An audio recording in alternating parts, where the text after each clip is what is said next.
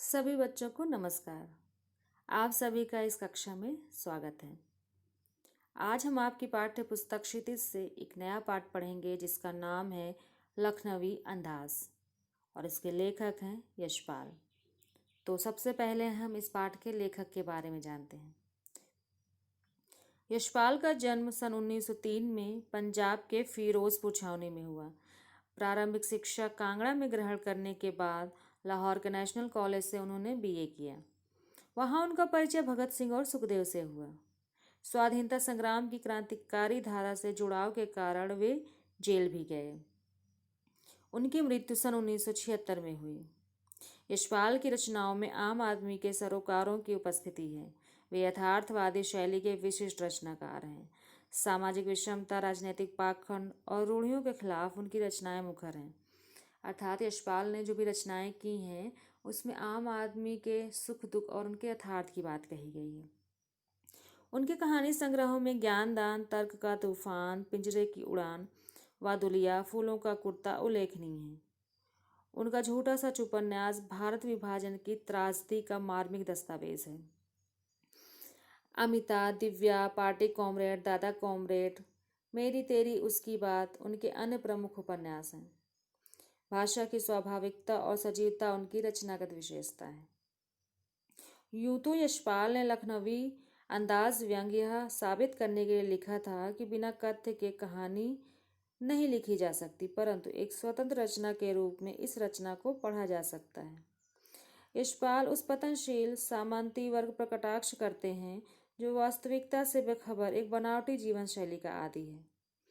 कहना न होगा कि आज के समय में भी ऐसी परजीवी संस्कृति को देखा जा सकता है।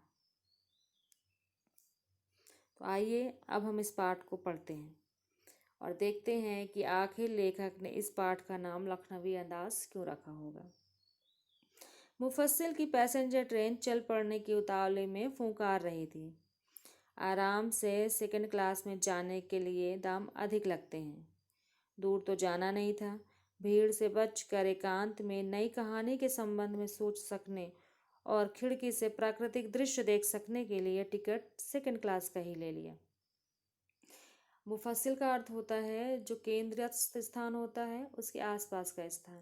तो लेखक को ज़्यादा दूर नहीं जाना था, तो उन्होंने ट्रेन का टिकट सेकंड क्लास का लिया। हालांकि सेकंड क्लास का टिकट महंगा था, परंतु लेखक ने सोचा कि वो नई कहानी के बारे में सोच सकेंगे और प्राकृतिक दृश्य देखते हुए यात्रा कर लेंगे, इसलिए उन्होंने सेकंड क्लास का टिकट ले लिया।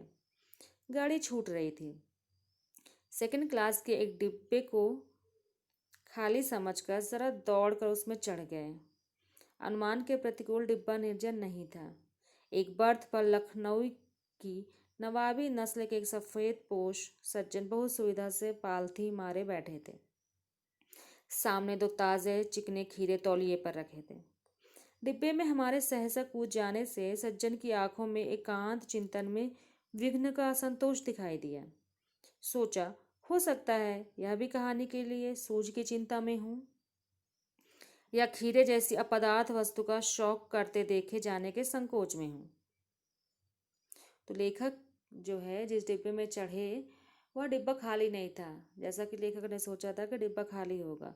उसमें उनके सामने की बर्थ पर एक नवाबी नस्ल के व्यक्ति बैठे हुए थे जिन्होंने अपने सामने खीरे रखे हुए थे।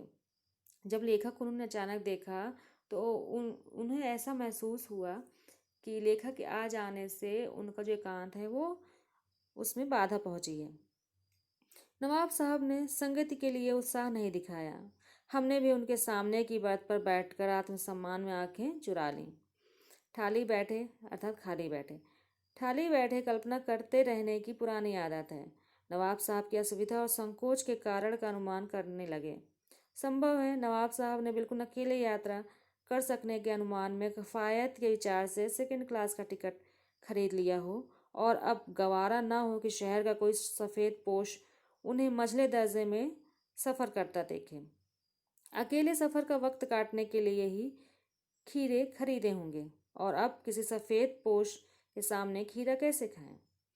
तो यहाँ पे ये दिखाया गया है कि जो लेखक थे उन्होंने देखा कि जो नवाब हैं उन्हें ऐसा महसूस हुआ कि अब जो है कोई ऐसा व्यक्ति जो मतलब उन नवाब की तरह ही सफ़ेद पोश सज्जन और सम्मानित है, वह उन्हें देख लेगा कि वो मझले दर्जे में जो है यात्रा कर रहे हैं।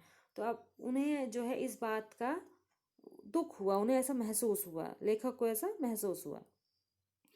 हम कनखियों से नवाब साहब की ओर देख रहे थे। नवाब साहब कुछ देर गाड़ी की खिड़की से बाहर देखकर स्थिति पर गौर करते हैं। ओह, नवाब साहब ने सहसा हमें संबोधन किया। आदाब अर्ज, जनाब खीरे का शौक फरमाएंगे?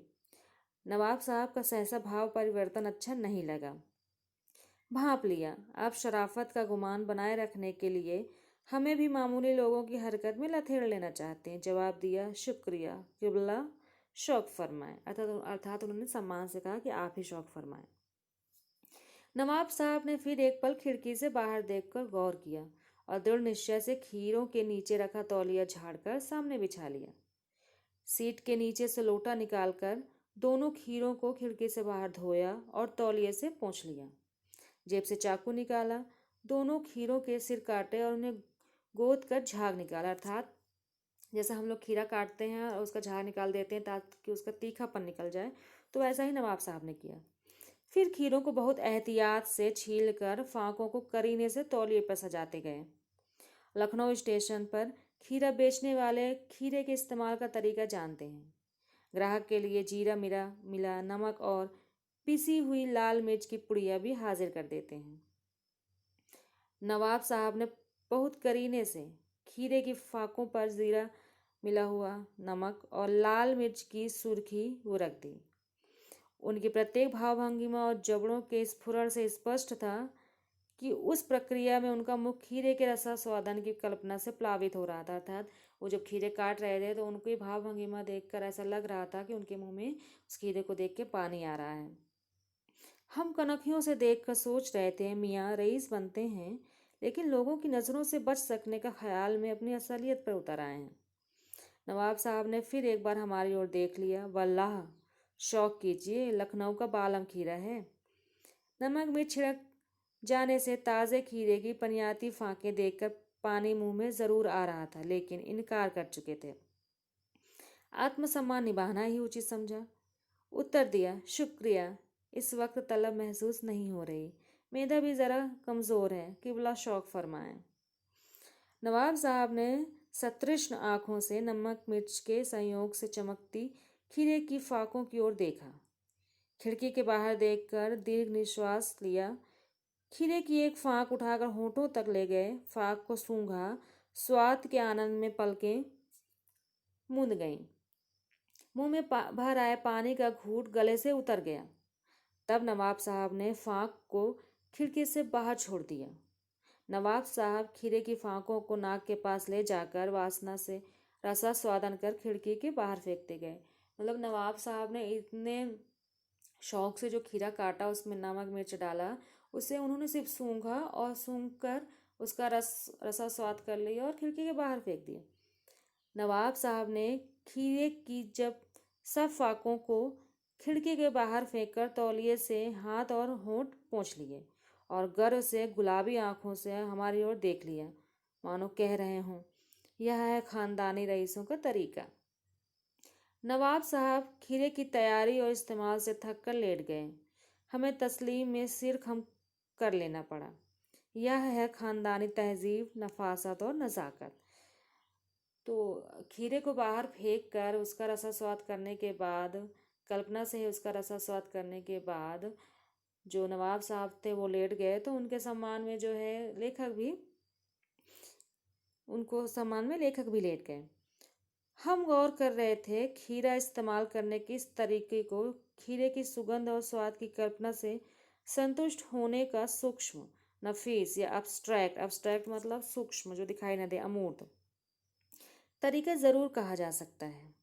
परंतु क्या ऐसे तरीके से उदर की तृप्ति भी हो सकती है? लेखक सोचने लगे कि क्या खीरे के स्वाद की कल्पना भर से हमारा पेट भर सकता है?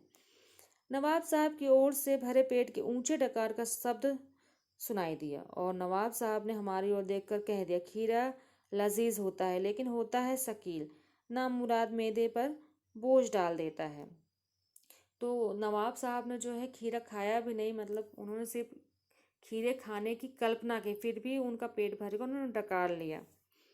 ज्ञान चक्षु खुल गए, पहचाना ये है नई कहानी के लेखक। खीरे की सुगंध और स्वाद की कल्पना से पेट भर जाने का डकार आ सकता है, तो बिना विचार, घटना और पात्रों के लेखक की इच्छा मात्र से नई कहानी क्यों नहीं बन सकती। तो इस पाठ को पढ़ने के बाद हमने ये देखा कि इसमें जो है लेखक तो एक नई कहानी लिखने के लिए निकले थे, परंतु जब उन्होंने नवाब साहब की सारे क्रियाकलापों को देखा और जब नवाब साहब जो है बिना खीरे को खाए ही उनको जो है तृप्ति मिल गई, तो लेखक ने सोचा, जब स्वाद की कल्पना मात्र से ही पेट भर सकता है, तो बिना विचार, घटना और पात्र के नई कहानी क्यों नहीं लिखी जा सकती। और इस घटना को ही लेखक ने नई कहानी बना लिया। और इस घटना के माध्यम से उन्होंने जो नवाब साहब के हाव भाव देखे, उनका अंदाज देखा, तो उन्होंने उस अंदाज को देखते हुए इस पाठ का नाम लखनवी अंदाज रख दिया।